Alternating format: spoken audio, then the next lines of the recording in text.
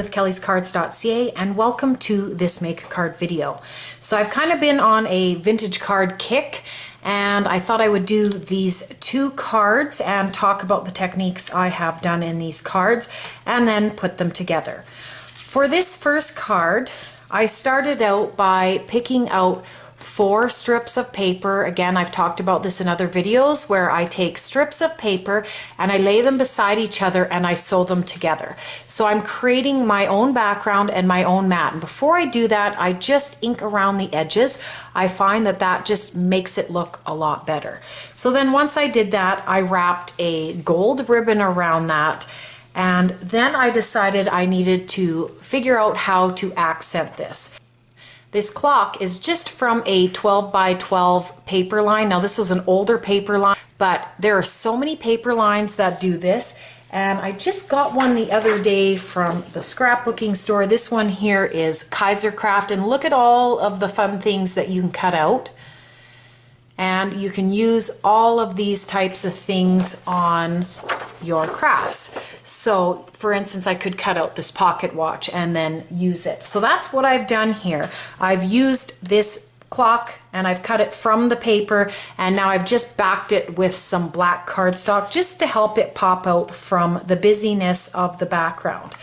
And then I've picked out some things. I picked out this black flower to use as an accent.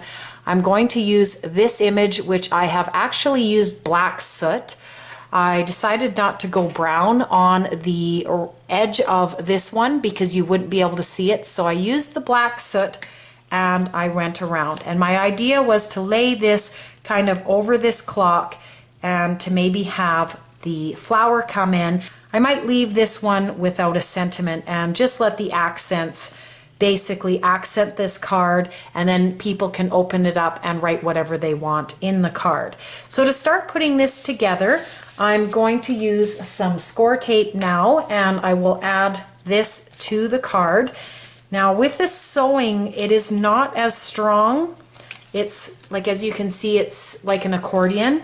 So make sure that you use a little bit better adhesive, like a score tape, if you're going to do this technique. This just helps kind of adhere it down so it won't move.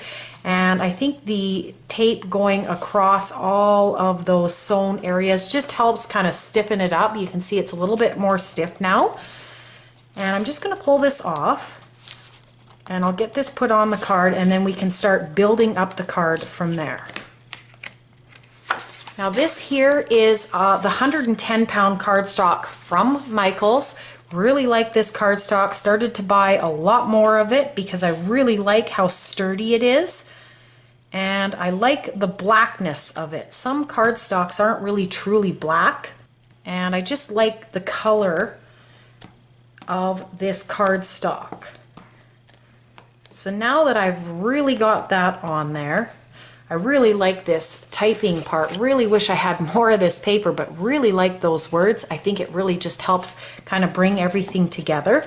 And now I'm going to start layering things on. And again, this was kind of my original idea, and I think I'm going to stick with it because I just like how it's layered, because I can still see the sewn, and I really want to be able to see my background, but I want to make sure my accents also look good on this card. So I'm just going to put a little score tape on the bottom of here, just because it's along that bottom line, and then I'm going to run some of my tape runner here on the bottom. And I might just put a little bit more in the middle because of that ribbon, and I'm going to just place it down like that, bring my image in, and I always tell people to do this. Beginner crafters, always move things around, and when you actually like where it is, then put it down. Because if you put it down and want to move it after, you might kind of wreck up your card and tear the paper. So I think that's good there. Just going to use my bone folder here, especially over this ribbon. And now what I've done is I've cut some foam. This is from Michaels. This is their craft foam, and I've cut a piece a little bit smaller than my image. And if you do it the same size, you might see a bit of it underneath. So I like to do it just a little bit smaller than the size of the image. And now if we look, we don't see any of that foam, but it's going to be lifted up. And I'm just going to continue putting the adhesive there on the back of that foam. I prefer that, like I've been saying, to the pop dots because you get full coverage throughout the whole image. Where pop dots, there's going to be holes where you have no pop dots. So I'm just going to rub that on there now, and then I'm going to bring in my flower. Now I usually add my flowers with hot glue. This one doesn't have a brad in it, so I'm not too worried about it damaging in behind. So I'm going to use some of these glue dots. These ones are the little bit bigger ones than the little tiny ones that I usually use on other projects. But this one is a nice big size, and as you can see there, it's quite a big size. And I'm going to put it, I don't want to cover the camera. It's funny, I kind of like it on here as well. But I kind of like things also on the corners. I find that it just stretches out the creativeness throughout the card. And I'm going to add that there.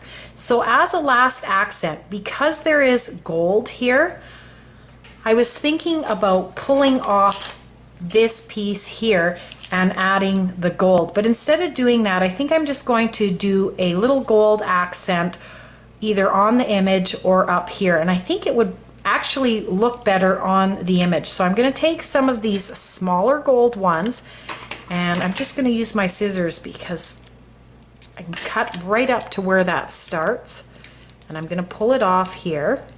I'm going to add the gold bling now into this corner, and we'll see what it looks like. It's a little bit finicky because of how small it is, but I do like that accent on this corner. I think it works really nice. Now, one thing I've been thinking about is I kind of don't like this gem here, so I'm going to be a little bit risky here and pull this off. See if I can just carefully get my fingernails right under where it is adhered and pull it off so that it doesn't rip anything. And look at that, that came off pretty easy.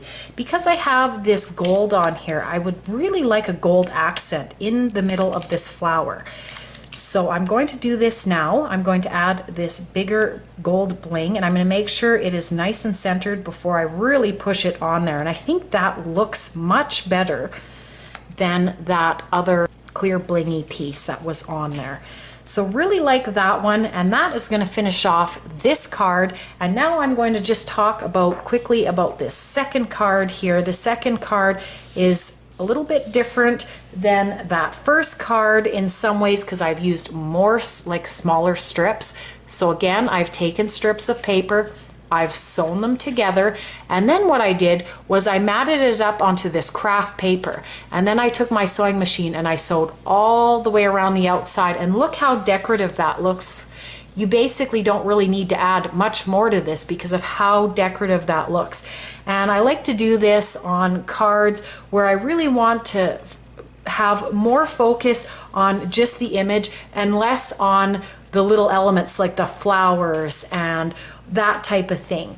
So what I've done now is I've taken this wonderful Paris image and I've just inked around the outside and I've matted it up onto some black cardstock. I'm not going to add a ribbon because I find this is very decorative. And now what I'm going to do is I'm going to add some score tape to the back of this. Now when I add score tape to mats that are sewn on the back, I like to use the thicker score tape because of the sewing, I really want to make sure that it's not going to come off of there. And if I use anything thinner than what the sewing line is, I really feel like it might come apart. So this way I'm kind of ensuring that it's not going to fall apart. And I'm just going to tuck the sewing lines here into that corner. And I think I'll snip this one that's coming out of the front, right off the front there. And I'll bring this in and get the sides done. And then I always like to do, just especially in these ones, I don't do this on mats that aren't sewn, but on the sewn ones I like to put a little bit of adhesive in the middle. And now I'm going to really press hard over those sewing lines so that adhesive gets nice in between those seams and those stitches. And now I should be able to pull this off no problem. Sometimes we fight to take the tape off, but if you use the bone folder and really press it in, it should come off a lot easier. So as we can see there, it came off well. And again, I'm going to be using more of this Michaels 110 pound cardstock for this card base. I've basically cut it in half and then scored it down the middle. And I'm just going to really press this in. And I just absolutely love how that looks. Before I do anything else, this is just beautiful on its own. And I love this because if you have little scraps of papers that you just love, you can still incorporate it in a card like this. So I'm going to bring in my image, which I have, again, another foam mat.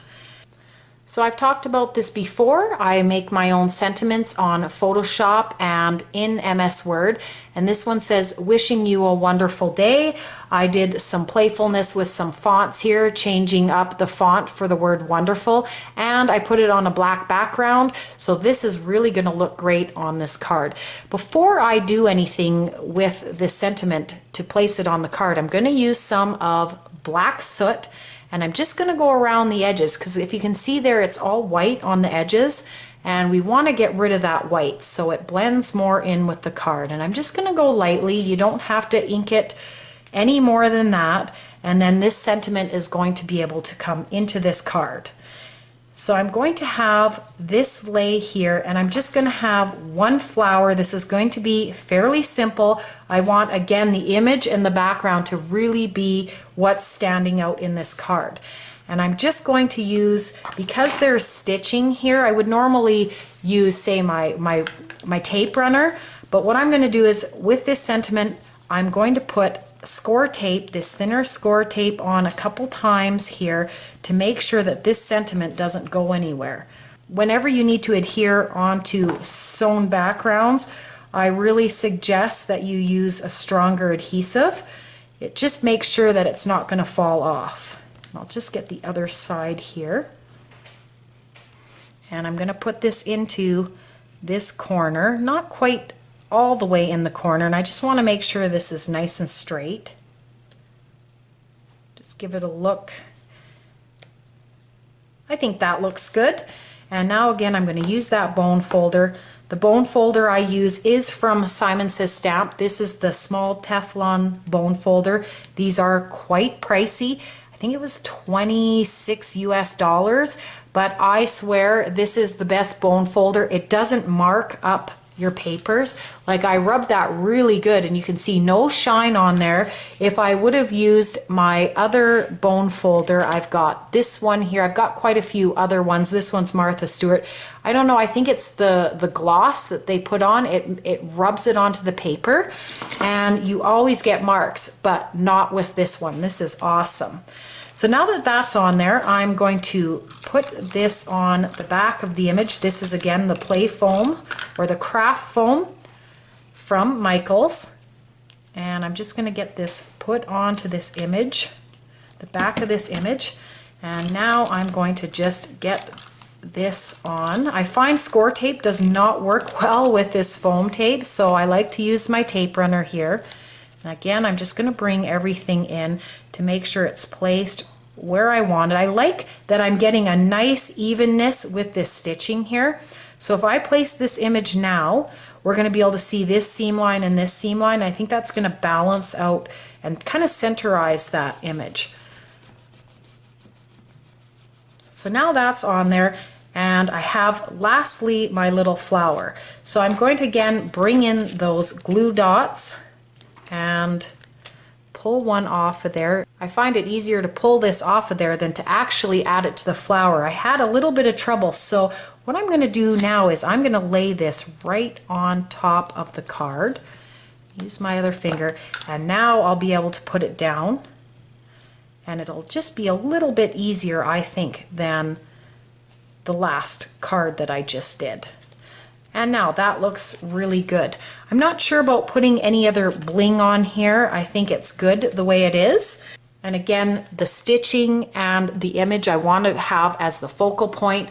So really love these cards. Again, they're similar but different. And I hope that you'll be able to get some inspiration from this. Again, you can use your 12 by 12 papers and cut out images and use them as accents on your cards. And you can see there how I switched up the inside of this. That's the way the flower came, but I wanted to put a gold one in, so you can do that as well. And again, with this one, making my own sentiment so that I can say exactly what I want and play with the fonts and that, and basically get all the colors I want as well. So I just couldn't help myself. I had to add the gold bling. I just love it on this card. And I decided, okay, I'm gonna pull off that clear bling that I really didn't like on there.